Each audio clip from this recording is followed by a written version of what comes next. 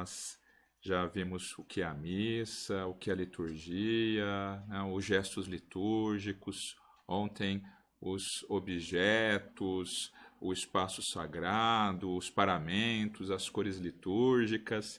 E hoje a gente vai dar mais um passo. Vamos ver se a gente, além de falar um pouquinho sobre as normas litúrgicas, se a gente consegue também falar da liturgia da palavra, né? A gente vai ver que a missa tem o desenvolvimento, falar também um pouquinho do desenvolvimento da liturgia e depois da liturgia da palavra. A missa tem, vamos falar assim, dois pontos, assim, né? Uma realidade só, mas tem dois momentos, a liturgia eucarística e a liturgia da palavra. Vamos ver se a gente consegue tratar disso hoje, né? Então já está todo mundo chegando, né? Dá tempo ainda de você mandar o lembrete aí para alguém que você goste muito, né, e que você queira que conheça um pouquinho melhor, né, da missa, que é Jesus amando, se entregando, Jesus próximo de nós, acolhendo a nossa vida e, né, e assumindo e nos congregando, né? Então, mande lá o convite para um amigo aí que a gente já vai começar, né? E nós vamos começar, como sempre, né, invocando a Virgem Santíssima, né? Alguém falava ontem, Paulinho falava, né? Imagine, né, as vezes que Nossa Senhora esteve, né, participando da Eucaristia.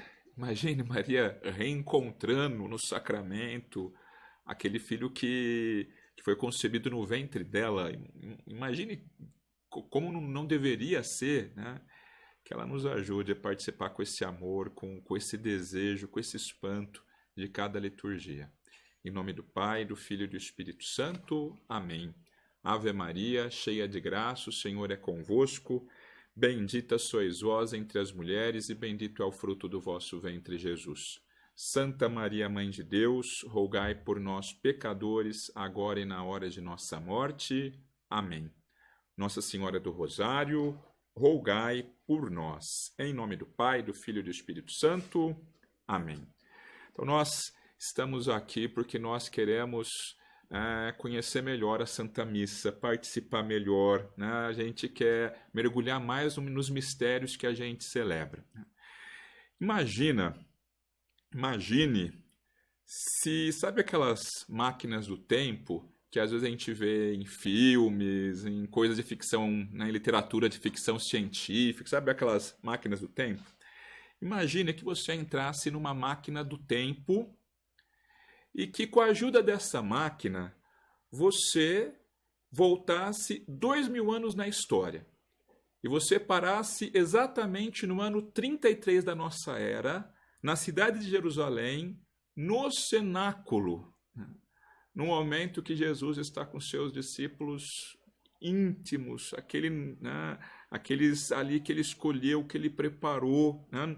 Naquele clima de despedida, de amor, de entrega. Imagine você ali na última ceia e você ouvindo Jesus dizer: isto é meu corpo que será entregue por vós, tomai todos e comei.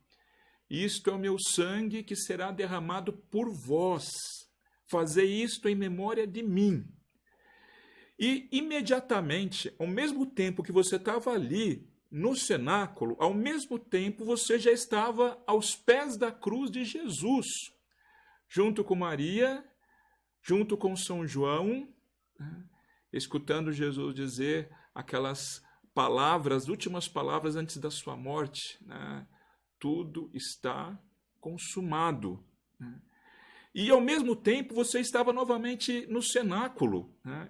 E de repente, você com os 11, Judas já não estava mais entre eles, você agora com os 11, e Jesus entra com as portas fechadas, ressuscitado, e diz: a paz esteja convosco. Imagine sua emoção, sua alegria, e ele te apresenta as suas chagas, né? E imagine isso, né? Imagine se isso fosse possível. Imagine se essa máquina do tempo existisse.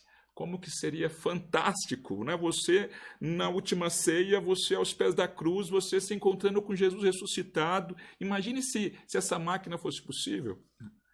E a grande coisa é que isso é possível.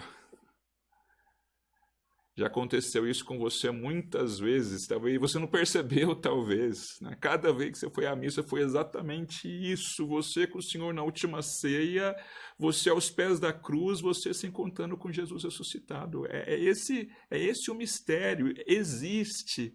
Deus preparou para nós, né? É isso, né? Esse é o tesouro da igreja. Na igreja, nós temos essa presença, essa entrega do Senhor. É esse mistério que faz a igreja. Por que a igreja nunca vai terminar? Porque Jesus está morto e ressuscitado nela. Porque em cada Eucaristia, Jesus renova a sua igreja, né? Ele faz com que a gente se levante, ela também. Claro, né? Essa presença de Jesus se entregando e vencendo a morte, é ela que faz a igreja, né? É isso, esse é o tesouro da igreja, um memorial da paixão e da ressurreição do Senhor, né?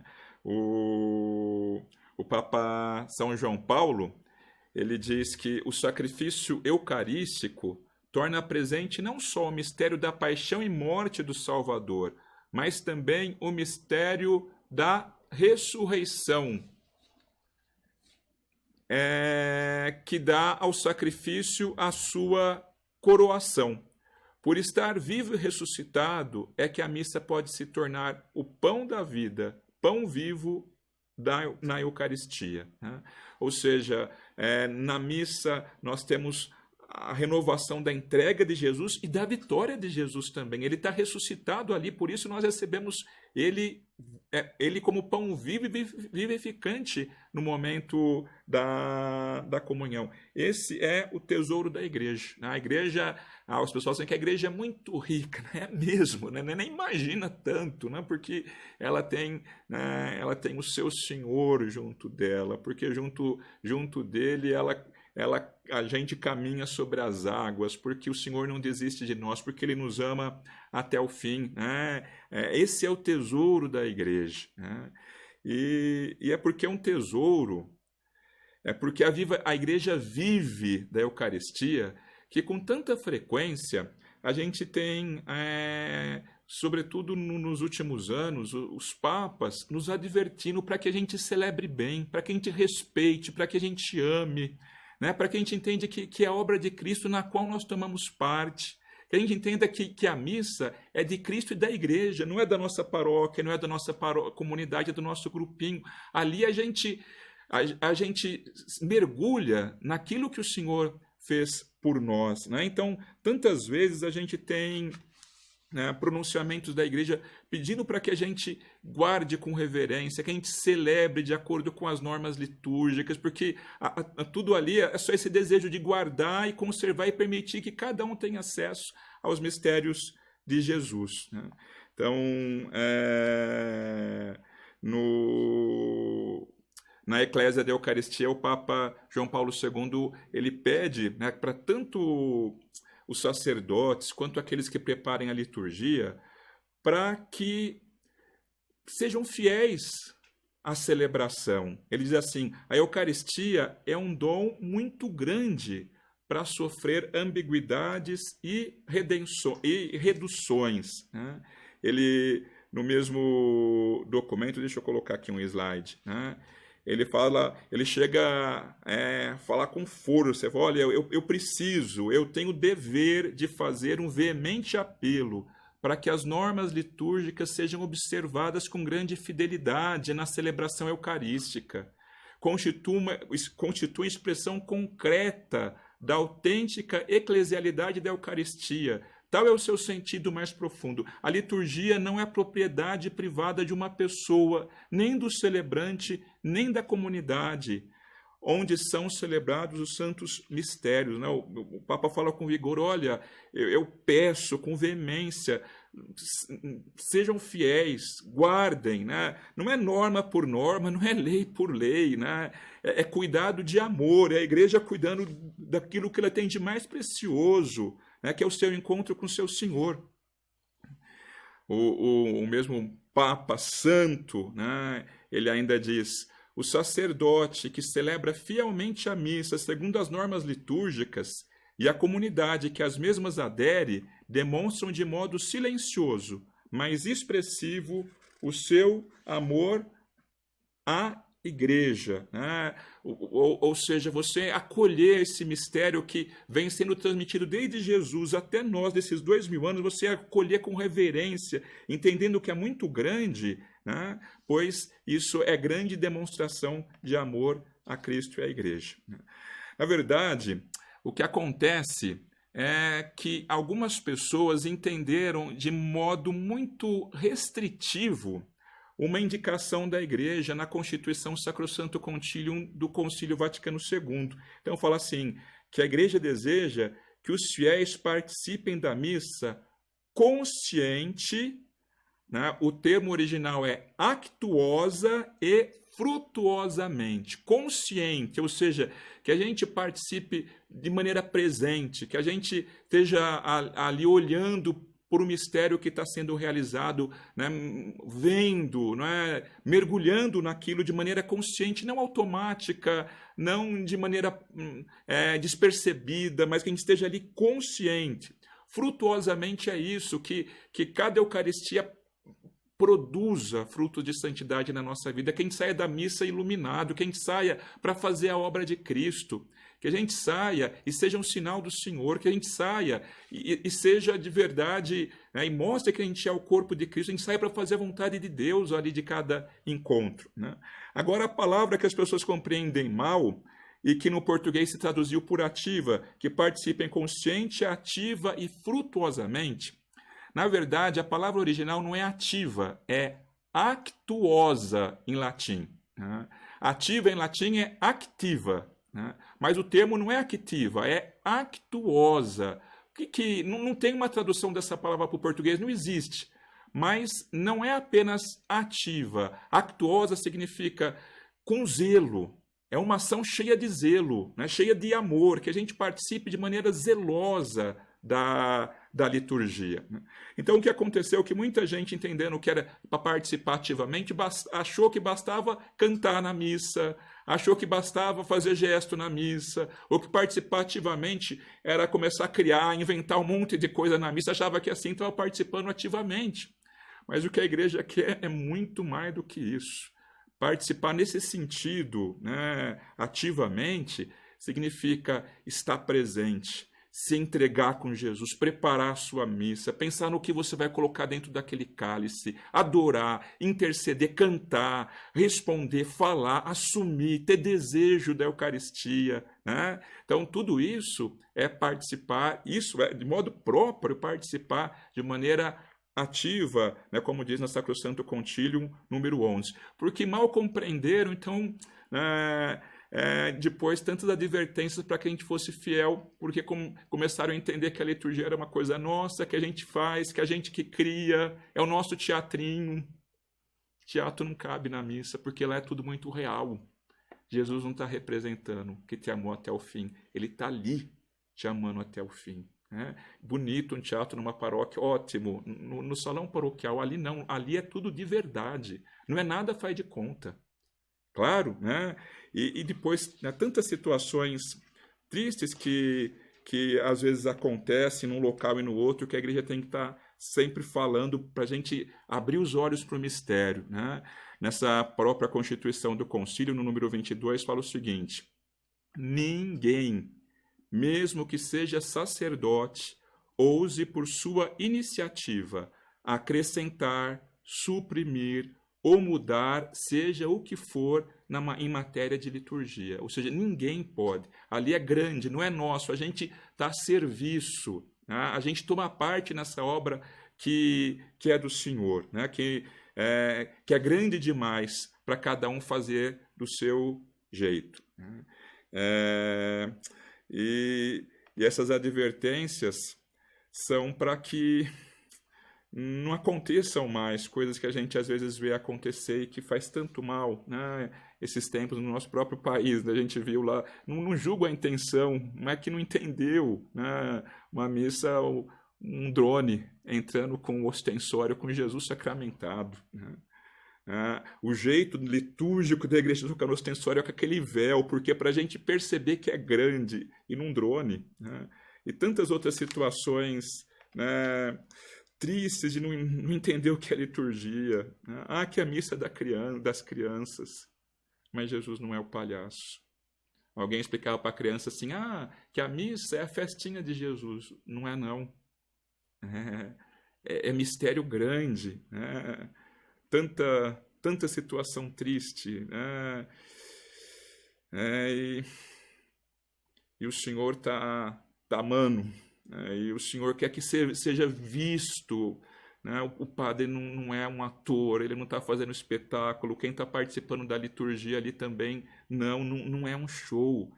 É Jesus amando, se entregando, renovando, nos unindo, fazendo a sua igreja, se mostrando. É Ele que tem que ser visto. Né? Não é faz de conta, né? É real. Né? É Ele ali. Né? Então, é isso. Por isso, então, esses apelos para a gente entender o que é, e se a gente entender, a gente só vai lembrar que é um mistério. A gente cala os nossos, fecha os nossos lábios, né? E a gente contempla e diz sim, e se entrega e recebe. Né? Tem uma passagem também muito bonita a esse respeito do cardeal Ratzinger, né? O Papa Bento, quando ainda era cardeal. A liturgia não é um show, um espetáculo que necessita de diretores geniais e de atores de talento. A liturgia não vive de surpresas. Tem gente que acha que tem que sempre ter alguma coisa diferente. Não, eu quero ali, é aquele que é o mesmo ontem, hoje e sempre, que é Jesus, vivo e ressuscitado. Né? A liturgia não vive de surpresas simpáticas, de invenções cativantes. A liturgia vive de repetições solenes. Né? Eu vos transmiti aquilo que recebi. Né? O Senhor tomou o pão, deu graça. Repetições solenes. Na liturgia, age uma força, um poder que nem mesmo a igreja pode atribuir-se. É isso, né? Então, é esse mistério que a gente quer entender e participar e celebrar, né? Isso para não falar, né, nesses dias que a gente viu aí também a tal missa da maconha. Imagine, numa missa, apologia da maconha. Né? O que já aconteceu, porque não entendeu o que é. Não, a gente quer celebrar, Jesus usou pão e vinho, mas no Brasil é melhor usar mandioca e cachaça. Nos Estados Unidos, um outro lá queria, não, tem que atrair os jovens, tem que ter tudo parecido com a vida cotidiana. Jovem gosta de Coca-Cola e cachorro-quente, hot dog. E tentaram, porque não foi válido, mas tentou. Deu para entender? Não. O que a gente quer, um padre lá americano dizia, não, a gente tem que dar a comida que o povo gosta na missa, que o povo está acostumado, senão eles vão procurar alimento em outro lugar. Nada disso. A comida que a gente tem que dar lá é o corpo, é o pão dos anjos, é o corpo e o sangue do Senhor. É só isso que a igreja tem para oferecer. E nisso está tudo o resto, todo o amor, toda a vitalidade da igreja está ali. Claro, né? Então vamos lá, vamos então continuar nossa formação pensando como que foram as primeiras missas. Né? Então, o primeiro relato, a primeira narrativa da missa que nós temos é na primeira carta de São Paulo aos Coríntios, capítulo 11, versículo 23. Ela foi escrita antes dos evangelhos. E olha o que São Paulo fala. Eu vos transmiti aquilo que recebi do Senhor. Na noite em que ia ser entregue, o Senhor tomou o pão, deu graças e o partiu. E continua a narrativa. São Paulo, o apóstolo, falando, dizendo para os coríntios, olha, o que eu dei para vocês, o que eu transmiti, foi o que eu recebi. Ele tomou o pão, deu graças. O que a igreja faz, ela recebeu do Senhor e ela repete os gestos do Senhor. A liturgia não é criada, ela é revelada. Nós lembramos no Antigo Testamento que Deus revelou a Moisés como deveria ser o culto, os sacrifícios, os paramentos sacerdotais, e assim Deus revelou para que, de alguma maneira, o culto no templo lembrasse o culto no céu. Pois, irmãos, no Novo Testamento, Jesus revela o novo culto, o novo sacerdócio, o novo sacrifício. A igreja recebe do Senhor. Ele falou com os seus apóstolos, ele lavou os pés, e depois ele partiu o pão, deu graças e deu a seus discípulos. E a igreja, então a gente vê nessa primeira carta aos Coríntios, nos Atos dos Apóstolos, a igreja era perseverante ao partir do pão. Era o primeiro dia da semana, o dia da ressurreição. A igreja precisava se reunir para se reencontrar com Jesus ressuscitado. Jesus ressuscitado ia aparecendo sempre no primeiro dia da semana. E depois da sua ascensão, a igreja continuou se reunindo. E esse primeiro dia da semana passou a se chamar, o dia do Senhor. O dia de se encontrar com Jesus. Dies Domini. Dies Dominica, né? O dia do Senhor. Isso é o significado da palavra domingo. Foi Jesus que fez, e a igreja aprendeu dela, e ela, o fundamental da liturgia estava ali, e ela, né, de alguma maneira, foi acolhendo e foi correspondendo com expressões de carinho e de devoção. Né? As primeiras missas, é claro que, como que acontecia? Os apóstolos, depois os sucessores dos apóstolos, como que acontecia? Né? Era lida uma palavra de Deus, os apóstolos contavam da vida de Jesus, lembravam que como Jesus fez, e a multiplicação dos pães, e aquela, né, e as pessoas acolhiam ali, né? E depois, né, davam graças, faziam uma oração de ação de graça, de louvor, pediam, suplicavam, e depois partia o pão. Né? Certo? Né? Eram assim as primeiras liturgias. Né? E sempre essa estrutura fundamental, a liturgia da palavra e a liturgia eucarística. Aliás, a palavra de Deus, ela, de alguma maneira, o Novo Testamento, ela nasce na missa, ela vai nascendo na missa. Jesus primeiro ensinou, Jesus não deixou nenhum livro. Os apóstolos iam pregando, sobretudo, nas celebrações eucarísticas. Né? E iam falando, iam dizendo, não é? E chegou um momento que Deus moveu alguns apóstolos ou colaboradores deles para colocar por escrito aquilo que os apóstolos ensinavam. Né? E os livros que poderiam usar na Santa Missa, né, era reconhecido como palavra de Deus. Olha, esse daqui vem de um apóstolo, de um colaborador. Esse daqui a gente pode, quando não tinha mais o apóstolo, a testemunha presencial para contar, né, os primeiros bispos iam repetindo, e daqui a pouquinho estava ali o Novo Testamento sendo lido. Né? Então, a palavra escrita surgiu da palavra pregada na Eucaristia, de modo particular ali também, em outras ocasiões, mas de modo especial ali na liturgia. Certo? Né? A gente tem um documento que a gente foi escrito entre o ano 70 e 90, chama-se Didaquê. Ali a gente tem relato da Eucaristia. No ano 160, na Apologia de Justino, a gente tem uma missa que a estrutura é essa que a gente tem agora. Né? Depois tem vários outros relatos. Sabe aquela parte, o cânon romano, aquela oração eucarística que o padre fala, Jesus olhou para o alto, deu graças, que menciona vários santos, santos apóstolos Pedro e Paulo. Pois então, né? No século IV, aquela oração praticamente já estava pronta. Né? No século VII, VIII, no ano já estava fixada. E até hoje, as mesmas palavras. Porque tudo o que a igreja queria fazer é transmitir o que recebeu. Então, se os primeiros iam fazendo uma oração espontânea, daqui a pouquinho, o próximo bispo ele queria rezar, fazer aquela oração como o bispo anterior fazia, e todo mundo queria aquela mesma oração. Né? E depois vinha um outro, e quando o missionário ia de uma igreja para outra, ele rezava com aquelas palavras que se rezava na igreja de onde ele veio. Né? E assim a liturgia foi se desenvolvendo. Né? No início da igreja havia três grandes sedes. Né? Antioquia, vamos falar assim, eram patriarcados, grandes polos do cristianismo, né? Antioquia, Alexandria, no Egito, e Roma. Né?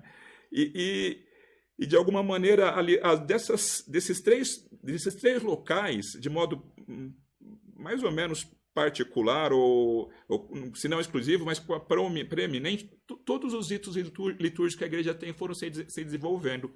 No Ocidente, a gente tem o rito romano, mas existem ritos também, vários ritos orientais. De qualquer maneira, desses 3 locais, sobretudo, os ritos foram desenvolvidos também do norte da Itália, depois o rito galicano, mas a partir desses, os outros foram desenvolvidos. Né? Como que foi acontecendo? Então, se fazia, né, do jeito que recebeu. Eu quero transmitir do jeito que eu recebi. Né? E aqueles gestos que iam aparecendo também de início eram espontâneos e todo mundo queria fazer de novo. Né? Por exemplo, o beijo no altar. Você acha que um dia um bispo entrou no escritório e falou, vamos fazer um decreto, agora de hoje em diante o Papa vai se beijar o altar? Não foi isso. Né? Isso começou espontaneamente. O padre celebrando a missa, ele beijava o altar que é Cristo. Né? Beijava a palavra de Deus, beijava o altar. A genuflexão não teve uma lei, não foi assim. Né? As pessoas se ajoelhavam diante do Senhor ali. Se ajoelhavam. Claro. Então, o Espírito Santo foi suscitando esses gestos de amor na igreja, né? E eles foram sendo transmitidos. E são o patrimônio da igreja. A igreja tem esse modo de tratar Jesus. A liturgia... Lembra que nós falamos que o amor cria rito? Né? E a gente a gente recebeu do Senhor e a gente, né, foi correspondendo e foi transmitindo até chegar a nós. Né? Então, o cânon romano, por exemplo, com o Papa Gregório Magno, no século VIII, início, ele é praticamente quase que exatamente o mesmo que nós temos até hoje. Né? No Concílio de Trento, no missal, né, de 1570, é mandado só, havia uma variação de um local para outro, só publicar de acordo mais fiel possível com a tradição antiga. Né? Depois, no Concílio Vaticano II, em 1969, foi publicado o novo missal, em 1970, de modo definitivo, foi feito a revisão, alguma adaptação, uma atualização para um entendimento moderno, mas de qualquer maneira é o mesmo, é aquilo que a gente recebeu. Né? Eu não invento, eu recebo e eu transmito, porque é grande demais. Certo? O culto, então é isso, Jesus fez e eu transmito. Não é algo que eu faço por Deus, é algo que Jesus faz por mim, e eu tomo parte na obra de Deus. Certo? E a gente vai começar então a ver agora a missa parte por parte. Né? Então, um pouquinho de como foi o desenvolvimento. É óbvio que é assim, 5 minutos eu falei da maneira que foi se desenvolvendo o rito. É claro que, né, poderia fazer cursos e cursos sobre isso, né? Mas o nosso desejo é simplesmente ver que quando a gente está na liturgia, a gente ultrapassa o tempo e o espaço. A gente está participando de algo que santificou milhares e milhares e milhares e milhões de irmãos nossos nesses 2000 anos e que vai santificar gente até o final do mundo, né? Ali diante do Senhor, partindo o pão, se dando por nós, dando graças. Né? A gente está diante da cruz, diante do mistério da ressurreição do Senhor, a gente está se encontrando com o céu, é tudo isso que acontece ali. Bom, então vamos começar lá a estudar a missa parte por parte. Né?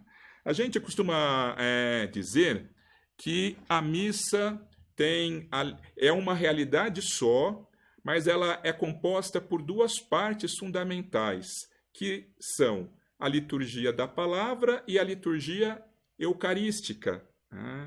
A liturgia da palavra ela é precedida por um rito inicial e a liturgia eucarística é sucedida pelos ritos finais, mas são 2 estruturas fundamentais. Né?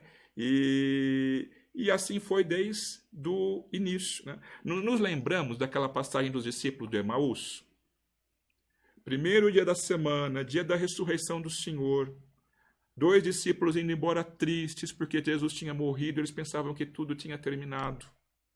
Voltavam para suas casas e Jesus ressuscitado começa a caminhar com eles. E eles estavam tão tristes que eles nem percebem. E Jesus pergunta: por que vocês estão tristes aí conversando pelo caminho? Eles falam para o Senhor: o Senhor é o único peregrino em Jerusalém que não sabe o que aconteceu? Eles falam para Jesus: o que aconteceu? Eles começam a contar para Jesus o que aconteceu com Jesus. Jesus de Nazaré, profeta poderoso em obras e palavras. A gente achava que ele fosse salvar Israel. Acabou tudo numa cruz. É verdade que as mulheres falaram lá que ressuscitou, mas que viu anjo, mas acabou, tem que aceitar. E Jesus então olha para eles e fala, como que vocês são lerdos, como que vocês são difíceis para entender tudo o que diz as Escrituras. Não estava lá nas Escrituras que ele deveria sofrer e ele ressuscitaria, né? E Jesus começou a explicar as Escrituras para eles. Enquanto Jesus falava e explicava, o coração deles ia ficando incendiados. E na hora que eles chegam em Emaús, Jesus faz de conta que vai continuar sozinho o caminho. E eles fazem um grande pedido para o Senhor, né? Senhor, mane nobiscum, fica conosco, Senhor. É tarde, esse caminho é perigoso, fica conosco. E Jesus aceitou, tudo o que Jesus queria era ficar com eles mesmo, né? E na hora que chegou na casa dele, Jesus tomou o pão, né? Jesus partiu. Na hora que Jesus parte o pão, os olhos dele se abrem e falam, é o Senhor. E eles esquecem que era tarde da noite, eles esquecem que o caminho é perigoso, eles viram o Senhor. Agora eles têm que voltar correndo para Jerusalém para contar para os apóstolos. Eles estão com os apóstolos, Jesus entra novamente, é ressuscitado, agora já em Jerusalém, ali, né? Pois olha, com essa aparição, o que Jesus fez? Olha, Jesus ensinou as Escrituras e o coração deles incendiaram. Depois eles viram o Senhor na hora que o Senhor partiu o pão. É isso a missa. A gente vem e Jesus explica as Escrituras para nós. E a gente às vezes está frio, desanimado, e daqui a pouquinho o nosso coração incendeia. E daqui a pouquinho a gente fala, nossa, era o Senhor. Ele estava comigo a semana toda, eu não vi, agora sim, eu estou com a presença real, substancial dele aqui, era ele sempre esteve comigo. E agora eu entendi, agora junto dele tudo ficou claro. Certo? A liturgia da palavra e a liturgia eucarística, né? Os nossos irmãos protestantes, eles vão para a igreja para ouvir a palavra que vai ser proclamada. A gente vai para a igreja não só para isso. A gente não só vai para a igreja para ouvir a palavra proclamada. A gente vai para a igreja para receber, para tocar, para comer a palavra encarnada. Jesus não só fala e ensina, depois ele se entrega e ama e se doa, e ele vem ficar conosco, para ele amar em nós, para ele realizar em nós aquilo que ele falou na palavra que foi anunciada. Certo? Então são as duas partes da missa, a liturgia da palavra e a liturgia eucarística. Então vamos lá, vamos começar então com os ritos iniciais. Os ritos iniciais são os ritos para o acolhimento ali das pessoas, né? Para que a gente se coloque diante do mistério, para que a gente se coloque diante do clima daquilo que vai ser celebrado, que a gente seja acolhido, para que a gente tome consciência, para que a gente possa participar de maneira atenta, zelosa de tudo aquilo que vai acontecer, né? As pessoas falam que o melhor da festa é a preparação, né? A preparação para mim deve começar na nossa casa. O Senhor, eu tenho que... Por que a igreja fala do jejum eucarístico? É 1 horinha antes da comunhão, ou seja, é quase nada, só para falar o seguinte: vá para a missa com fome, vá com desejo, se prepara, vai para você se alimentar, né? Se pensa, chega um pouquinho antes na igreja, pensa no o que vai acontecer, pensa de quem está precisando dessa missa, coloca uma intenção, pede, agradece, peça a misericórdia de Deus, interceda, não é? Peça ao Senhor que te fale forte, certo? Ali, né? Então, antes mesmo de começar a missa, já começou a preparação. E depois desses ritos iniciais da missa, a gente continua essa preparação já imediata, ali para ser introduzido no mistério que a gente vai celebrar, né? Então, o que contém, o que faz parte dos ritos iniciais, né? Bom, pode haver um comentário inicial, né? Na verdade, a questão do comentário é o seguinte: antigamente a missa era em latim, depois passou para o vernáculo, ou seja, cada país celebra na sua língua, houve a mudança no rito, a adaptação no rito, e as pessoas não conseguiam, as pessoas precisavam entender. Não é para a gente participar de maneira consciente, as pessoas precisavam entender. Então o comentarista ia explicando. Hoje vai acontecer isso, agora vai ser isso, agora é ofertório, agora é a leitura vai falar isso, ia explicando. Né? À medida que o tempo foi passando, e à medida que uma comunidade vai amadurecendo, quanto mais ela amadurece, menos ela precisa de comentários. Por quê? Porque não precisa falar, a gente está vendo, agora a gente já está compreendendo. Deu para entender? Se a gente pegar um exemplo, a missa de Aparecida. Antigamente era comentário o tempo todo. Hoje me parece que não tem mais nenhum. Né? Puxa, tá ali. Né? Já completou 50 anos da revisão do missal. Esse ano faz 50 anos, né? Da revisão definitiva. 50 anos. Né? Então, assim, quanto mais uma comunidade é amadurecida, né, alguns costumam dizer, menos é necessário de muitos comentários, né, porque basta a gente ver e celebrar e responder. Né. Aliás, né, só um parênteses, né, eu mencionei aqui que as orações, né, eram reproduzia como viu o bispo antecessor fazer, mas não só os bispos, os pastores, mas o povo também. Logo nos primeiros relatos da Eucaristia se fala das respostas, das aclamações que o povo fazia. Né?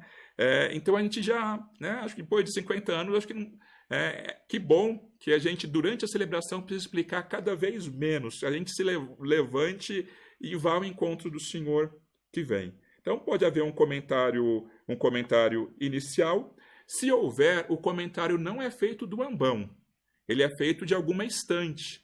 O ambão é o local do anúncio da palavra, do anúncio do evangelho, do anúncio da ressurreição, das preces, mas não por uma explicaçãozinha. Deu para entender? Se tiver comentário, explicação, deve ser feito em outro local que não do ambão, em alguma estante ou direto com o microfone. Mas, de qualquer maneira, o comentário, quando tem, é para acolher as pessoas. Né? Depois, no rito inicial, vem o canto de entrada.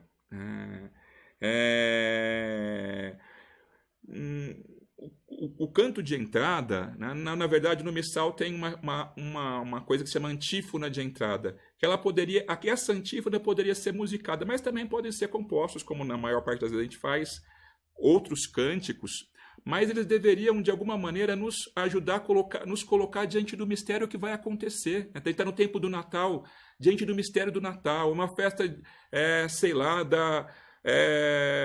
da ressurreição do Senhor, nos colocar na alegria da vitória, né? Ou seja, o canto de entrada deve nos introduzir, nos ajudar a nos colocar no clima do mistério que a gente vai celebrar naquele dia concretamente. Né? O canto na liturgia é uma realidade importante. A palavra canto, né, as suas palavras conexas, o verbo cantar, hino, assim por diante, aparece na Bíblia 309 vezes. O povo de Deus canta. E o que a gente vai fazer no céu? A gente vai cantar, né? Certo? Em cada missa a gente vai se afinando a nossa vida, vai entrando em harmonia com o cântico que a gente vai cantar no céu. E a gente vai aprendendo a cantar na missa, a gente continua cantando no nosso dia a dia. Né? Canta e caminha, dizia Santo Agostinho. Né? Às vezes a gente vê a pessoa está no campo, trabalhando na roça, que está ali trabalho suado e vai repetindo algum refrão que parece que alguma música, parece que ajuda a aliviar o cansaço, não é? Então, canta e caminha. Né? A gente vem à missa para a gente cantar esse canto novo, o canto da ressurreição, do amor, da vitória. Né? Então, o canto é uma realidade importante na missa. Ele deve nos conduzir à oração. Né? Não deve ser um canto que nos remeta àquilo que a gente ouve no rádio, mesmo nas melodias, né? No rádio hoje nem mais, no YouTube, sei lá, no celular. Né? O canto na liturgia, tudo, o clima, a letra nem se fala, ou você canta a palavra de Deus, o texto litúrgico, ou algo inspirado nisso, né? Ou que esteja em harmonia com isso, mas mesmo as melodias devem nos ajudar a nos colocar diante do mistério, a elevar a nossa alma. Né? Não é cantar por cantar, é cantar para rezar. Aquele cântico que não ajuda a gente a levantar a nossa alma, né? Ele não é litúrgico, ele não está bem. Né? e de modo particular a gente canta aquilo que está na palavra de Deus, né? Aliás, foi até uma coisa que em alguns ritos litúrgicos de início, as pessoas cantavam só o que estava na palavra de Deus. A gente canta o que Deus ensinou, né? Bom, não precisa ser a palavra exata, mas de qualquer maneira, tudo que a gente canta, de alguma maneira, deve estar em harmonia com a palavra de Deus, e ali na liturgia tem uma importância muito especial. O canto, ele deve acompanhar, quando ele tem, né, numa missa de semana, nem sempre é possível, mas numa missa de domingo sempre vai ter, né, raramente não vai ter, né? Então ele vai acompanhar o momento da procissão de entrada até o padre beijar o altar, se tiver incensação, a incensação, e terminando esses ritos, ele vai, então, concluindo. Então, ritos iniciais. Então, o canto de entrada, a procissão, nós já falamos disso, acho que na segunda aula, né? O povo de Deus está caminhando e a gente não vai parar, e a gente está caminhando em direção a Cristo. E depois o padre chega ao altar e beija. Eu acabei de dizer, mas repito mais uma vez, que consciência dos nossos primeiros sacerdotes, nossos primeiros bispos, celebrando, começar a beijar o altar. E havia, na verdade, muitos mais beijos, que depois da reforma litúrgica foi reduzido no início da missa, ao final, ao evangeliário, né? Puxa vida, o que eu vou fazer aqui diante do Senhor? Eu vou beijar, né? É mais ou menos isso, né? Eu tenho que pensar, meu Deus, é o Senhor, né? É assim que a gente acolhe o Senhor. Então, o cântico acontece durante a procissão, o beijo no altar, se houver incensação, a incensação. Bom, depois nós temos o sinal da cruz. Tudo o que vai acontecer é que nós vamos celebrar a cruz de Cristo. E por Jesus e pelo seu amor, a gente vai estar diante do nosso Deus unitrino, em nome do Pai, do Filho e do Espírito Santo. A gente já falou bastante sobre o sinal da cruz, mas quando foi que começou a fazer o sinal da cruz, fazendo referência à Trindade, em nome do Pai, do Filho e do Espírito Santo? Por volta do século VI. Né? É pela cruz de Jesus que eu posso conhecer e ser tocado e viver o mistério desse Deus que é unitrino, desse Deus que é amor. Então começa com o sinal da cruz. Depois do sinal da cruz, a saudação, né? A graça de nosso Senhor Jesus Cristo, o amor do Pai, a comunhão do Espírito Santo estejam sempre convosco. Eu nunca me esqueço disso. Meu primeiro ano de sacerdócio, lembro até hoje, estava celebrando uma missa cedo, né? E daí terminou a missa, uma senhora com muita boa intenção, né? Ela veio e me falou depois da missa assim, padre, o senhor é padre novo, devo falar para o senhor uma coisa. Quando o senhor começar a missa, o senhor não começa assim em nome do Pai, do Filho, não faz assim. Quando o senhor começar a missa, o senhor fala assim, bom dia, pessoal! Daí eu expliquei para ela, olha, eu não falo na missa bom dia, porque eu quero muito mais do que isso para quem está ali. Eu quero, olha como que é a nossa saudação, que a graça de nosso Senhor Jesus Cristo, o amor do Pai, a comunhão do Espírito Santo esteja sempre, mais do que um bom dia, para sempre com vocês. As pessoas dizem que a Igreja Católica não ensina a palavra de Deus. A gente se cumprimenta com a palavra de Deus. Essas saudações, é uma saudação, né? Essas saudações são tiradas, na maior parte das vezes, de trechos de cumprimento das cartas de São Paulo a uma igreja. A gente na missa até cumprimenta a palavra de Deus. Na hora, ao invés de falar bom dia, pessoal, eu pego um trecho com que eu vos transmiti aquilo que recebi. Eu pego palavras que São Paulo usou para cumprimentar uma igreja. E essa palavra viva eu uso na igreja para cumprimentar a igreja que continua de Jesus. Até o cumprimento na missa, até a saudação é palavra de Deus. Bom dia, pessoal. Na escola da fé eu posso até falar boa noite, pessoal, tudo bem. Mas na missa não. A graça, o amor, a comunhão esteja sempre convosco. Não é a nossa reuniãozinha, não é o nosso encontrinho, né? É o encontro. Claro? Então, a saudação, né?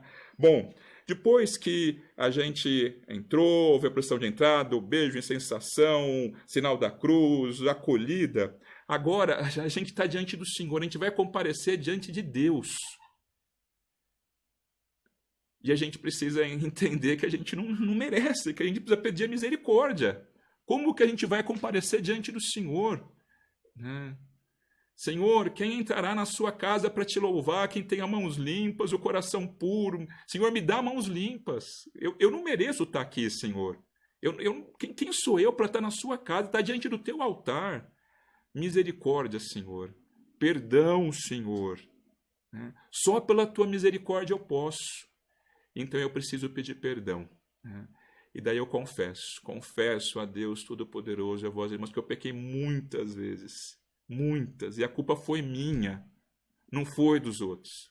Foi porque eu quis. Por pensamentos, palavras, atos, por minha culpa. E eu peço que a Virgem Maria, que os anjos, que os santos, que vocês me ajudem. Né? Me ajudem a pedir a misericórdia de Deus. Certo? Então, essas palavras podem ser recitadas, como elas podem também ser cantadas. Também pode ter outros cânticos penitenciais que não sejam exatamente essas palavras. É possível também, né? E o padre faz uma oração pedindo que Deus perdoe os nossos pecados. Deus Todo-Poderoso tenha compaixão de nós, perdoe os nossos pecados, nos conduz à vida eterna. Não é um sacramento da confissão, mas é um pedido que o Senhor, o Jesus que lavou os pés dos apóstolos na última ceia, que ele também nos purifique com o seu amor, porque a gente não pode estar ali por nós mesmos. Claro? Uma coisa, pessoal, no ato penitencial, sobretudo, essa advertência é para quando ele é cantado, a gente precisa pedir perdão porque a gente pecou e a gente quer a graça de Deus e a gente quer caminhar pelos nossos pecados. Tem cânticos que não vale, que não serve, que pede perdão pelo pecado dos outros. Pedir perdão pelo pecado dos outros é fazer que nem Adão. A culpa é dele, é culpa da Eva, vou fazer a Eva, a culpa é da serpente.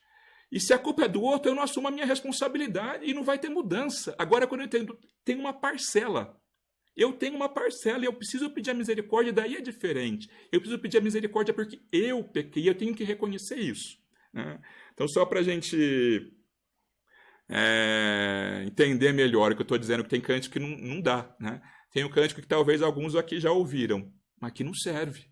Que ele fala assim, desculpe aqui que não sou cantor, mas só pode dar risada se quiser aí de casa. Né? Então diz assim, pelos pecados, erros passados, por divisões na sua igreja, ó Senhor, Senhor, piedade. Bom, a melodia é bonita, não é? Mas olha, eu estou pedindo perdão pelos erros passados, por gente que errou na tua igreja. Né? Obrigado, Senhor, porque eu não sou como esses. Certo? Isso não é ato penitencial. Né? Tanta gente, o governo, perdão. Não, tá bom, ele que peça, mas agora sou eu e Deus. Eu e Deus em favor do mundo. Eu tenho que melhorar também. Quem sou eu para estar ali? Certo? Pedir perdão pelo pecado dos outros, a gente até pede, mas ali naquele momento para a gente reconhecer o nosso. Certo? Então, bom, depois que o padre faz oração, Deus Todo-Poderoso tenha compaixão de nós, em seguida, se no ato penitencial não se falou, Senhor tem de piedade de nós, Cristo tem de piedade de nós, Senhor tem de piedade de nós, se não se falou, se fala ou se canta nesse momento. E isso também é bem interessante. Né? Kyrie eleison. Na verdade, essa expressão é tão antiga que ela é conservada de quando a missa ainda não era nem latim, era em grego. Né? As pessoas falam, eu fui na missa e cantou em latim, Kyrie eleison. Não, Kyrie eleison não é latim, é grego. É mais antigo do que vem antes da missa ser em latim. Certo? Né? Então, o que a gente está dizendo? Se aclamava o imperador, Senhor, Kyrie, né? Senhor, o Senhor tem piedade de nós. Não é só um pedido de piedade, é uma proclamação, uma aclamação da piedade de Deus. A gente pediu perdão e o Senhor tem piedade de nós. A gente aclama o nosso Deus que é piedoso e é misericordioso. A gente proclama, Senhor, ao mesmo tempo que a gente pede, a gente anuncia. O Senhor, né, tem piedade de nós. Né? Kyrie eleison. Né? Inclusive, essa palavra grega, né, que a gente diz eleison, é muito, muito bonito, é muito significativo. Né? A origem dela se pensa que vem de elaion. Elaion é óleo de oliveira, né? Elaia é oliveira. E eleus significa misericórdia. A palavra misericórdia e oliveira, né, no grego, parece que tem uma origem comum. Por quê? O que tem a ver uma coisa com a outra? A gente pode pensar, né, nessa associação, se é real, etimológica, mas tradicionalmente se faz, né? A gente pode pensar, lembra no livro do Gênesis, quem não se lembra, depois vê aí o episódio da Escola da Fé, que fala dos patriarcas lá, bom, ou antes dos patriarcas ainda, né? Bom, lembra no livro do Gênesis quando tem aquela imagem da Arca de Noé, que tanta chuva, acabou tudo, só ficaram ali na arca e Noé solta uma pombinha, ela vai e volta. E Noé entende que ainda não dá para sair da arca, estava tudo ainda inundado. Depois de uns dias, Noé solta novamente a pombinha.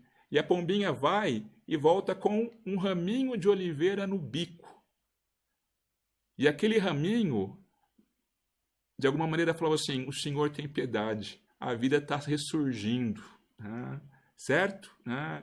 Oliveira, a misericórdia, Deus está começando um mundo novo, Deus não desistiu de nós, né? Certo? Né? E a gente então fala diante do Senhor, o nosso Deus, o nosso Rei, o nosso Senhor, o Senhor tem piedade de nós, a gente aclama a misericórdia de Deus, né?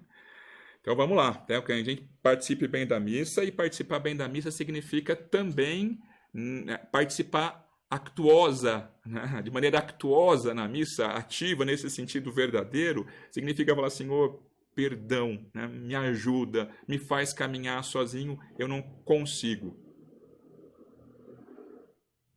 Perdão pelos meus pecados. Diz que uma vez uma senhora muito, assim, meio prepotente, assim, meio, que se achava muito, assim, estava num museu de arte moderna, né? E ela se achava muito entendida de arte, né? E não gostava de arte moderna, eu não tenho problema nenhum nisso, né? Mesmo porque nos nossos tempos se desistiu da verdade, se desistiu da beleza, né? De fato, é difícil ver beleza em algumas coisas, alguns estilos de arte. Mas, de qualquer maneira, era alguém que não entendia de nada, mas achava que sabia de tudo. E ela precisava mostrar que ela sabia e que ela estava muito acima de tudo aquilo que ela via. Diz que no museu tinha muitos guardas ali, né, para proteger ali o acervo, né? Então a mulher lá no seu tamanco, né, com o seu nariz empinado, né, ela fez um comentário, um guarda ouviu. Ela assim, olha, que coisa horrível, né? Essa arte moderna, olha que coisa mais terrível. E chama isso daí de arte. Ela fez apontando, né, para aquilo que ela julgou que fosse um quadro. Olha que coisa horrível, né? E daí o guarda teve uma advertência para ela. Falou, senhora, isso daqui não é um quadro, viu? Isso daqui é um espelho. Então, olha, né, a gente tem que levar esse susto de vez em quando. Né? Dá uma olhada. Às vezes a gente não se conhece muito bem. Né? Tinha uma pessoa que tinha amizade em uma outra paróquia, na pós, que ela dizia, que contava que uma vez ela foi numa loja e estava com a filha dela, e ela falou assim para a filha dela, falou, olha, filha, parece que eu conheço aquela mulher ali de algum lugar. A filha dela falou para ela assim, senhora, tá brincando, não? Mas falou, não, se você não lembra, eu conheço de algum lugar aquela mulher. Falou, mãe, é um espelho, mãe, é a senhora. Às vezes a gente não se conhece muito bem, não. Às vezes a gente se depara com a gente assusta. Né? Ali a gente tem que parar e falar, meu Deus, puxa vida, quem sou eu? Perdão, Senhor, não desiste de mim. Eu quero ser teu.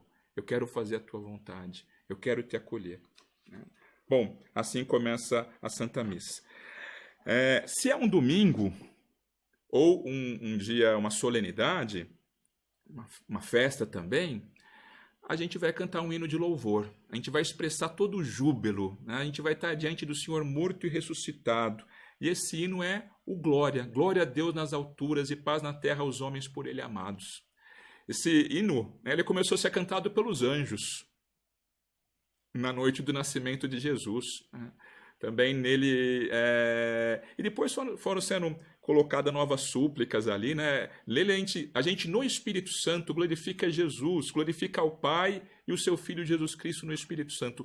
É um cântico que a gente tem a versão dele desde o século IV, ou seja, ele é anterior ao século IV. Primeiro ele foi introduzido na missa do dia de Natal, num rito latino por São Leão Magno, né? E depois passou a fazer parte dos domingos e solenidades. Né? Então vocês imaginem, no século IV tem esse cântico do jeito que a gente canta hoje. Né? E quanta gente louvou a Deus com aquelas palavras. O hino de louvor, ele, de preferência, ele é cantado. Né? Se não é possível, ele é recitado. Mas a gente não pode mudar as palavras. Né? No próprio missal faz advertência ali, né? Por quê? Porque é uma parte fixa da missa, não é algo que a gente criou, é algo que a gente recebeu e a gente vai cantar nessa unidade da igreja, né? E do rito latino, embora esse hino também esteja nos ritos orientais, né? Bom, então imagine, né? Quase 1700 anos a igreja louvando a Deus com essas palavras, e de repente alguém chega lá, né, e substitui por um glorinha qualquer. Né? Glória, paz na Senhor Jesus Cristo, Deus eterno, Senhor bom, e a gente vai falando, e vai falando as maravilhas de Jesus, do Pai, no Espírito, e de repente alguém vai lá e pega como se fosse alguma coisa sua e começa a cantar. Glória a Deus, glória a Deus, glória ao Pai, a Ele seja a glória, glória a Deus, glória a Deus, glória ao Filho, glória a Deus, por um glorinha, não é isso. Glória a Deus nas alturas e paz na terra aos homens por ele amados. Senhor Deus, Rei dos céus, Deus Pai Todo-Poderoso. Substituir não dá. É claro, quem faz porque ninguém explicou, mas que agora em diante a gente, né, entenda, puxa vida, eu vos transmiti o que eu recebi, eu acolho, né, e eu quero cantar com o coração, ou rezar com o coração essas palavras, né? Tem a outra lá que o povo gosta também. Glória, glória ao Pai Criador, ao Filho Redentor e ao Espírito. Glória ao Pai Criador do mundo, ao Filho Redentor dos homens. Isso, o hino que os santos cantaram, que os anjos anunciaram o nascimento do Salvador. O hino, é isso que você vai substituir, né? Tem a outra aqui também, que acho que é de origem protestante, se eu não me engano, que é glória, glória, aleluia, glória, glória, aleluia, glória, glória, aleluia, louvemos, vencendo, vem Jesus. Não tem nada a ver com a letra do glória, a não ser essa palavra glória. A única coisa que tem em comum é isso, né? Eu não me recordo do resto dos estrofes, mas não tem absolutamente nada, né? Então não dá, não é nosso. É grande, certo? Então, acolhe, né, com gratidão, né, certo? É isso. Vamos lá. Né? Bom, e os ritos iniciais, ele termina com a oração, a primeira oração da missa, que se chama coleta. O padre fala, oremos, e faz um instante de silêncio. E o que você tem que fazer nesse momento? Rezar. Pede, agradece, ou se coloca diante de Deus, toma consciência agora. Né? E o padre vai, numa única oração, ele vai, de alguma maneira, recolher toda a oração da igreja agora, por isso é coleta, certo? Ele vai recolher na sua oração, e em Cristo vai oferecer, agora no Espírito, toda a oração da igreja ao Pai. Ali, com isso, terminou essa introdução, esses ritos iniciais. Termina com a oração da coleta. Pessoal, então a gente começará agora a liturgia da palavra. Não sei se querem que eu responda as perguntas, depois a gente vai ter que fazer algum encontro extras para dar conta, ou se preferem que eu continue um pouquinho a mais e faça a liturgia da palavra, que não é tão pequena. Não sei se preferem as formações menores eu sei que foram muito extensas, as 3 primeiras. Então, poderiam dar os palpites aí, se querem que a gente já responda as perguntas e faça algum dia a mais, ou se preferem que a gente continue agora, deem as sugestões aí no comentário, eu vou esperar um minutinho. Né? Enquanto isso, vamos ver se eu lembro de mais algum cântico bonito, para a gente nunca cantar. Outro canto também, na verdade até a CNBB, que fez uma advertência que não deve ser usada essa palavra na liturgia, né? Que a palavra Iavé. A palavra Iavé, que é aquele nome sagrado que Deus revelou a Moisés, o povo de Deus no Antigo Testamento nunca tinha essa palavra no seu nome de tão santa, né? E ela não pode estar na nossa boca a qualquer hora, a gente não... Né? Então, não se deve cantar Iavé, não se deve, tem a advertência inclusive da CNBB a esse respeito, né? Tinha uma música que se cantava muito antigamente, né? Antigamente não é tão antigamente não, também acho que é uns 8 anos atrás, que é Javé, o Deus dos pobres, do povo sofredor, aqui nos reuniu para lembrar o seu louvor, para nos dar esperança. Então, o nome de Deus, né, há uma norma que a gente não cante usando o nome santo de Deus. Né? Por falar em músicas, ainda enquanto vocês respondem, né, por falar, enquanto vocês dão um retorno aí, né, depois também tem músicas que vão colocando bobagem na nossa cabeça, ideologia na nossa cabeça. Aliás, os grandes heresiarcas, né, aqueles que desenvolvia e queria que fossem espalhadas doutrinas erradas, como o povo não ia entender a argumentação, eles colocavam músicas para o povo cantar. Jesus é muito bom, é maravilhoso, ele é quase um Deus. É uma heresia. E o povo cantava. Né?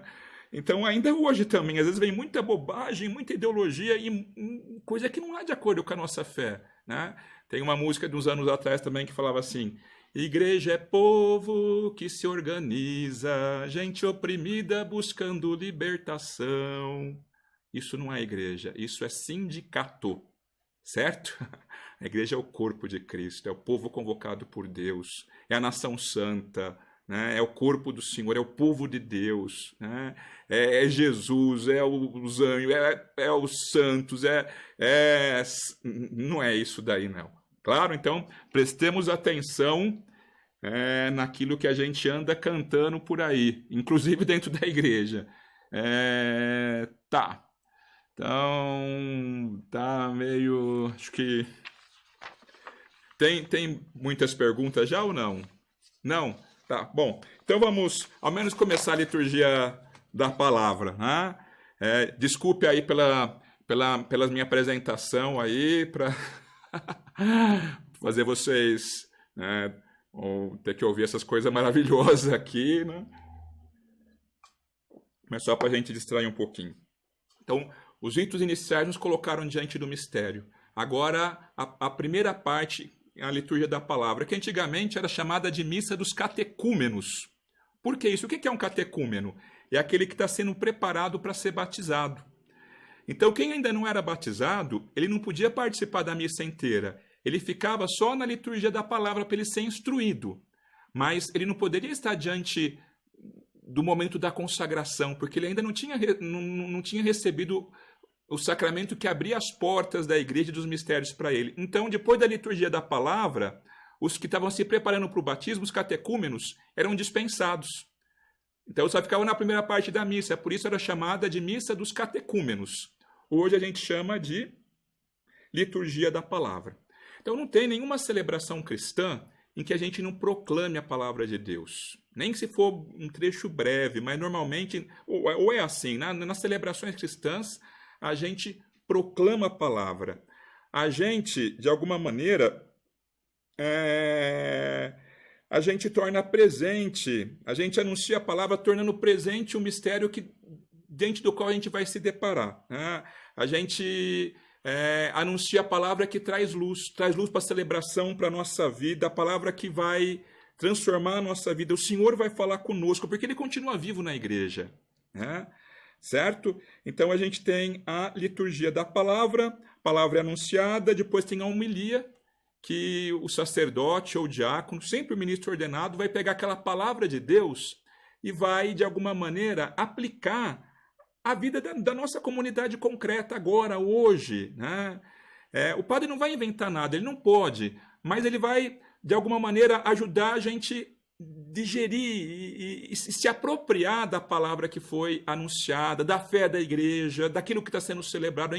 A homilia, a palavra homilia significa a conversa da casa. Agora o pai de família, né, ajuda seus filhos a assimilar a palavra de Deus, né? Muito mal comparando, até desculpa pela comparação, mas imagine, você vai no médico, o médico dá a receita, e você não entende normalmente nada do que o médico escreveu na receita, né? Precisa o farmacêutico explicar para você, você vai fazer assim, assim, assado, assado. Claro? Bom, né, o farmacêutico não inventou nada, mas ele ajudou você ali, né, executar o tratamento que o médico passou. Muito mal comparando é isso. É Deus que fala e depois o sacerdote ajuda, né, farmacêutico ali que ajuda a gente a assimilar a palavra que é anunciada, né? Na liturgia da palavra a gente vai ouvir a palavra de Deus. E a gente não pode substituir a palavra de Deus por nenhuma outra palavra que não seja a palavra de Deus. Graças a Deus esse momento já passou, mas houve um período em que alguns lugares, em certas ocasiões, pegava e tirava uma das leituras da missa para colocar um trecho de um livro, um trecho de um documento, nem que fosse do Papa, a vida de um santo. Não, ali não. Ali é Deus que vai falar, ali é só a palavra de Deus e não pode ser substituída por nada. Claro? Né?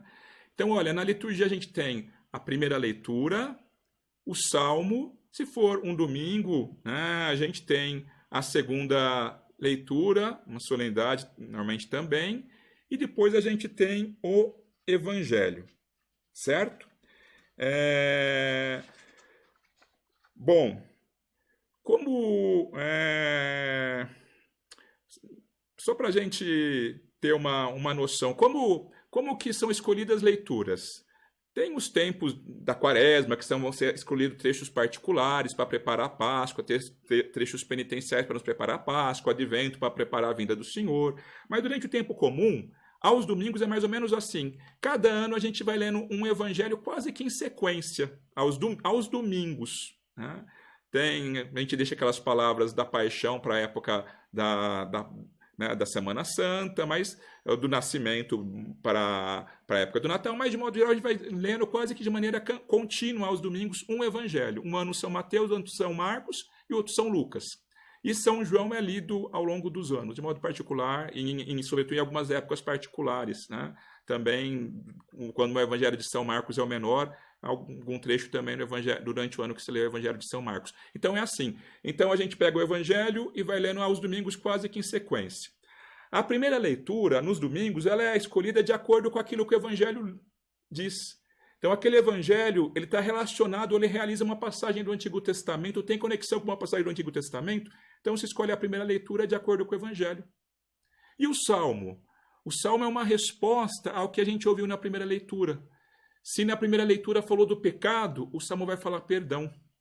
Se na primeira leitura falou da graça do Senhor, o Salmo vai falar aleluia.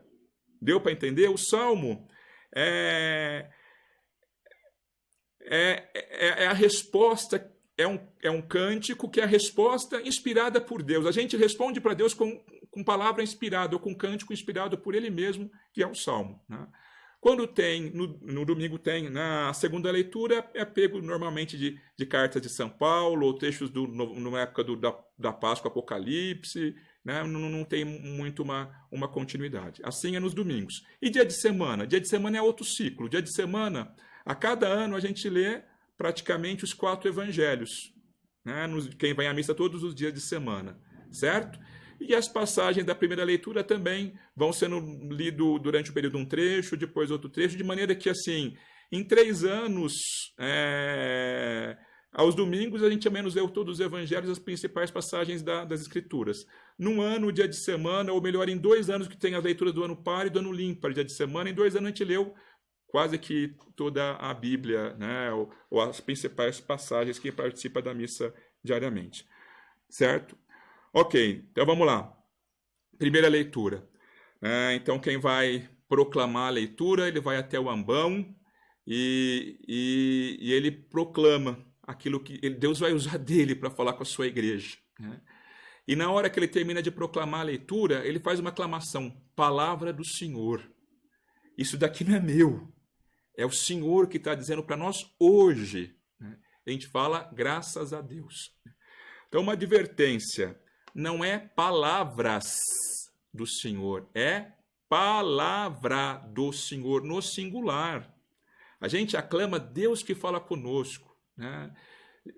Deus que se revela a nós. Não é o número, essas são as 14, as 54 palavras do Senhor. Não, essa é a palavra do Senhor, Deus falando conosco. Então é no singular. Tem gente que quer fazer bonito, faz até discurso. Queridos irmãos e irmãs, esta que hoje para nós são as palavras do Senhor. Falou tudo menos o que era necessário. Necessário é falar palavra do Senhor. E a gente responde, graças a Deus. Outra advertência: a gente não fala o óbvio na liturgia. Ninguém fala assim, primeira leitura. Leitura da carta de São Paulo, primeira carta de São Paulo aos Coríntios. Não, é óbvio que é a primeira. Se está lendo no primeiro lugar, é a primeira. Se está lendo depois da primeira, é a segunda. Você não fala isso. Deu para entender? Então, quando um leitor vai ler, ele começa lendo de onde aquela palavra vai ser proclamada. Né? Leitura do livro do Gênesis, leitura do livro do Êxodo, leitura da primeira carta de São Paulo aos Coríntios, né? Às vezes, de vez em quando, alguém solta aos corintianos e não sei o quê. Né? Bom, então a gente começa lendo por ali e nunca fala primeira leitura, segunda leitura, certo? A gente vai lá e começa, e nem às vezes tem um versículo antes também, não se costuma ler também, a gente lê a leitura, certo? Terminou a leitura, se o salmo é cantado, ótimo, se dirige ao ambão, não precisa, ele vai lá e canta o refrão, a assembleia repete, ele canta as estrofes, a assembleia repete o refrão. Se o salmo vai ser recitado ou proclamado, então, olha, a gente tem que dar uma entonação que não precisa ficar falando assim, também não vai falar assim, salmo responsorial, não fala o evidente, lógico que é. Então, você vai e já fala o refrão, certo? Mas você tem que falar dando uma entonação para as pessoas repetirem. Né? Senhor, vós tem palavras de vida eterna. Com a entonação, todo mundo entendeu que terminou. Todo mundo vai repetindo, não precisa falar também, todos. Não, fala, né? Senhor, vós tens palavras de vida eterna. E você pode até repetir com as pessoas. E você vai lendo ou recitando as estrofes, de maneira que no final a entonação deixe perceber que terminou. Né? E a Assembleia vai responder novamente o refrão. Né? Uma atenção, quando a gente vai ler no Evangeliário, aliás, no Lecionário, tem lá tem os versículos do Salmo, mas a resposta não é a cada versículo, é só onde está escrito R. Às vezes vai lá alguém fazer a leitura e não olhou a leitura antes, não olhou o Salmo antes. E a cada versículo eles param e esperam o povo responder. O povo não responde porque não é hora da resposta. Ou ele faz o povo responder, daí fica aquele salmo que não termina nunca. Então presta atenção, a resposta do salmo é onde está escrito R, não é a cada versículo. Claro? Bom, depois, segunda leitura, a mesma coisa. Vou ao ambão, o leitor vai ao ambão, anuncia a leitura, lê e fala a palavra do Senhor. Certo? A gente usa na liturgia o livro. É algo que é significativo, simbólico. A gente não usa o folheto para fazer as leituras. Só se for um caso, aconteceu um acidente, não está o lecionário ali. Mas a gente lê do livro. Não, o livro tem um significado, o livro vai ser beijado. Certo? Bom, terminou a leitura, a segunda leitura, agora vai ser o grande momento. Vai ser o coração da liturgia da palavra. Se for uma missa solene, o livro em que está o Evangelho, que se chama Evangeliário, nós vimos ontem, ele fica sobre o altar. É interessante, sobre o altar se fica apenas as coisas para o crucifixo. Fica a toalha, pode ficar a cruz, pode ficar os castiçais, né? vai colocar a âmbula, o cálice, só as coisas do crucifixo, porque ali simboliza Cristo. A gente não coloca, a pessoa vai limpar a igreja, vai arrumar a igreja, coloca, sei lá, uma caixa lá de parafuso em cima do altar, de chave de fenda. Puxa vida, não faça isso. Se encosta no altar para bater papo, depois da missa. Aquele lá é o coração, fora o Santíssimo, aquele lá é o coração da igreja, é o local da igreja, central da igreja. É sagrado, né? Uma vez eu vi uma pessoa que, nossa, como tinha muita sensibilidade, muita consciência, a pessoa estava assustada, que ela foi numa celebração e o ministro estava fazendo comentário da leitura no altar, e ele dava murro no altar, falando com entusiasmo, nossa, padre, o que é isso? Ele entendeu, aquilo ali é sagrado, né? Não é qualquer coisa, né? Certo? Então, bom, sobre o altar você coloca as coisas para o sacrifício. Uma exceção, se coloca ali também o livro dos evangelhos, o evangeliário. Até a proclamação do evangelho, o livro fica onde a palavra vai se encarnar, o livro fica ali. Deu para entender? Daqui a pouquinho a gente vai ter a palavra encarnada. Agora a gente tem aquele livro pelo qual a palavra vai ser anunciada. E numa missa solene, o padre ou o diácono pega o livro, né, que pode ser, né, antecedido pelos castiçais com as velas, pelo turíbulo, e se dirige ao ambão, né? Então, os romanos ofereciam para o imperador, diante do imperador havia luzes, né, havia incenso, né? Agora, os cristãos com toda alegria falam, é Ele, só Ele que é nosso Senhor, e Ele vai falar conosco. Então, as velas, né, só no momento do Evangelho, e a incensação, né?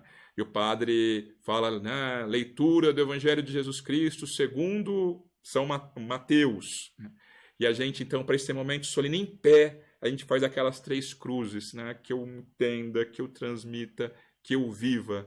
O padre termina de proclamar ou de cantar o Evangelho, palavra da salvação, graças a Deus. E aquela palavra vai ser beijada. Senhor, o que o Senhor quer, eu amo, né?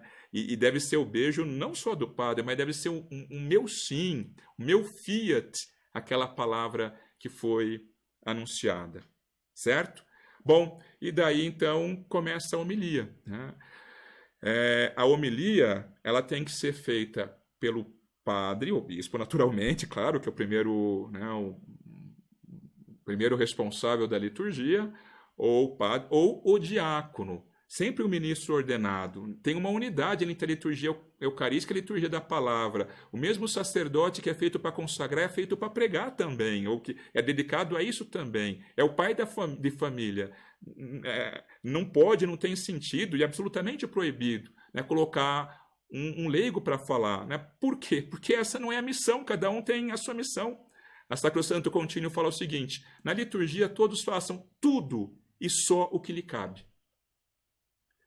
Se a gente usasse isso para a nossa vida, não só para a liturgia, faça tudo e só o que você precisa fazer, o que é seu, o que é confiado a você. Né? Às vezes a gente quer fazer o trabalho do outro, mas não quer fazer o próprio. Claro, né? Ali é a missão daquele que foi ungido para consagrar, também foi ungido para anunciar. Né? E ele tem a graça de estado própria para isso. Não é que ele vai ser porque é padre, vai pregar melhor do que ele. Não é isso. É que ele recebeu da igreja essa missão. Né? E ele então vai, ou o diácono, ou o ministro ordenado vai ali proclamar, ao fazer melhor a homilia, que vai fazer a homilia que é colocar, ajudar a colocar a palavra de Deus na nossa vida. Né? Tem uma pessoa que foi à missa do Curadar de São João Maria Vianney. Depois que ela saiu da missa, ela falou o seguinte, um homem que, né, tinha participado de muitas missas, inclusive com grandes pregadores, né, pessoas muito cultas, né, e foi lá em Ars, aquele padrezinho lá, coitado, que foi ordenado pela misericórdia de Deus, né, vocação tardia para a época, né, e essa pessoa que já tinha ouvido tantos pregadores, ela falou o seguinte depois da missa, olha, muitos sacerdotes me deixaram satisfeitos com a sua pregação. o padre João Maria Vianney, ele me deixou insatisfeito comigo mesmo. E é isso, né? Quando a gente ouve a Deus, a gente fala, meu Deus, eu tenho que amar. A liturgia, é claro, alguns dias consola, anima, mas assim, algum dia fala, põe o dedo na ferida, né? Deus mexe com a gente, fala, oh, se mexe, vamos lá, né? Certo? Tem outro episódio também da vida do cura de Ars, que, na verdade, tanta gente começou a ir para Ars e não sei o que, para estar diante daquele padre, ele tão simplório, tão simples, que rezava, que visitava as famílias, que cuidava dos doentes, que cuidava das crianças, que dava catequese, que confessava sobre tudo isso. E começou tanta gente para Ars, para aquela cidadezinha minúscula, para ficar gente daquele padre que só fazia o que um padre é para o padre, uma missão do padre mesmo, mais essencial, né? E daí começou a ter, os padres vizinhos começou a ter uma espécie de ciúmes e não sei o quê, e foram lá fazer uma denúncia para o bispo, que ele estava ensinando coisa errada, que tinha que ver o que estava acontecendo em Ars, porque não estava certo, bababá. E o bispo mandou uma pessoa para ficar discretamente um tempo ali, participando das missas do cura d'Ars, para depois ver se tinha alguma coisa errada, né? Depois de um período, essa pessoa voltou para falar com o bispo, né? Eu disse, e como que é a homilia do cura d'Ars, né? O cura d'Ars significa o padre lá de Ars, né? O pároco lá de Ars, né? Como que é a homilia dele, né? Porque estão falando que tem os padres reclamar, né? Só, tem uns defeitos, viu? A homilia dele é longa. Depois, olha, ele sempre fala as mesmas coisas. Ele fala do céu, ele fala de Nossa Senhora, ele fala de Jesus, ele fala que tem que converter, ele fala do sacrário, ele fala sempre as mesmas coisas, né? E outra coisa também, ele é duro. Ele é Nossa Senhora. Daí o bispo ficou meio assim, falou, mas tem alguma qualidade? Tem defeito, já, mas tem alguma qualidade? As pessoas ouvem e se convertem. É isso. Para que a gente ouve a palavra de Deus? A gente tem que converter. Porque a gente tem que ser o que Deus sonhou que a gente fosse.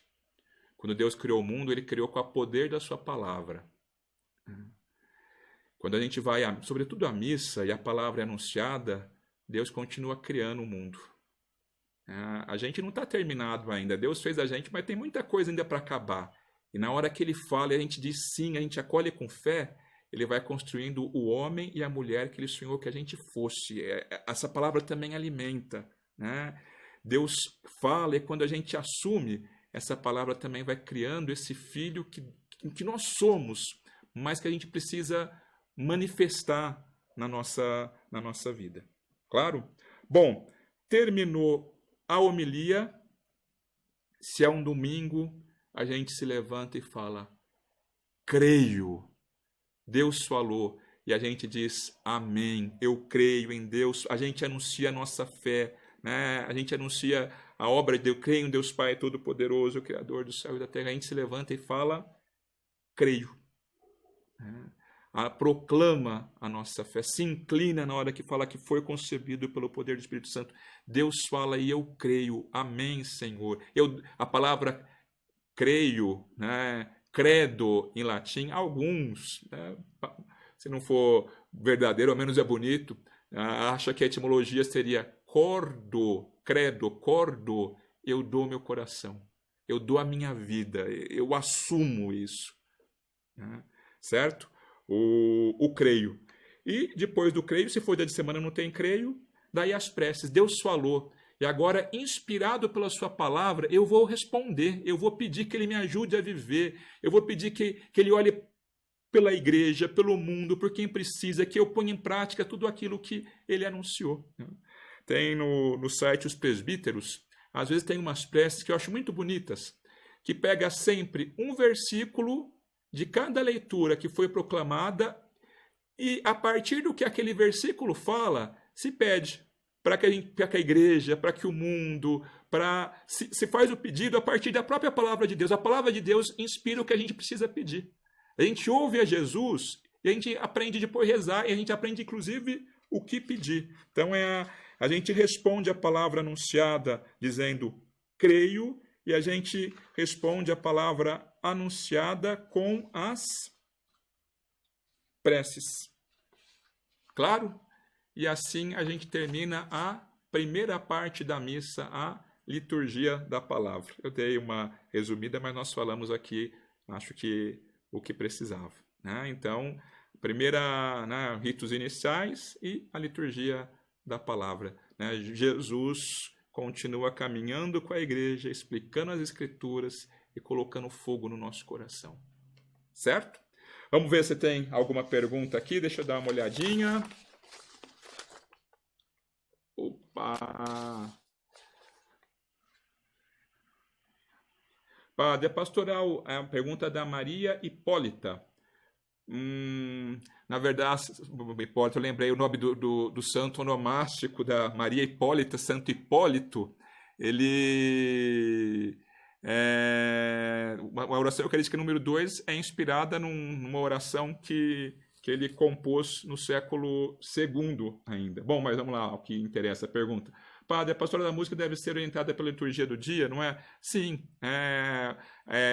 Ou os folhetos devem ser preparados com antecedência, de acordo com o período litúrgico, ou com a leitura daquele dia precisa, né? Então, participar de um grupo de canto, de um coral, de um ministério de música, seja lá o que for, é exigente se a gente leva a sério. É um serviço grande, porque da mesma maneira que a música ajuda a gente a rezar, às vezes ela também atrapalha. E, sobretudo, se a gente ao menos deu o melhor, tudo bem. Mas é triste quando a gente não deu o melhor. Quando a gente achou que a gente já sabia, quando a gente improvisou, quando, né? Então, é responsabilidade cantar na igreja, ou ajudar, na verdade, o grupo lá também é para ajudar toda a igreja a cantar, né? E que a gente procure também participar sempre que é possível, ali cantando, colocando o nosso coração naquilo que a gente está cantando, mas participar com seriedade do grupo de tempo é exigente, eu sei, né? Tem até o pessoal aqui na paróquia, nesse tempo diferente de quarentena, tem gente que não pode vir devido a ser grupo de risco, tem gente que tem que cantar em 2 missas, até, às vezes até mais no final.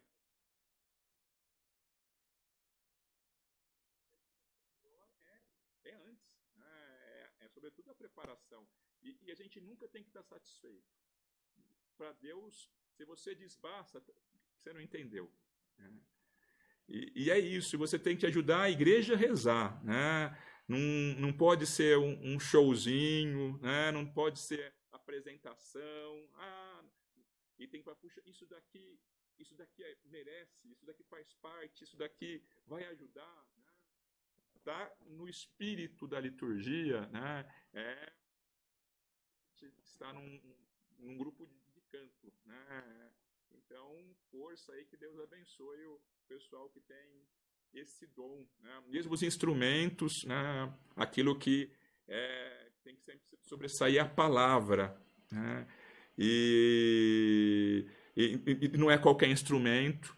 Tem instrumento que, de alguma maneira, o forte é a percussão. E ele mexe com o nosso esqueleto. E, normalmente, ele não desperta a atenção para a palavra, para a luz, para a alegria, mas nesse sentido assim que é mais no físico que ele mexe. Esses instrumentos não servem para a liturgia. Mas eu gosto tanto. Puxa, usa na reunião que você vai, no grupo que você vai, usa, não tem problema.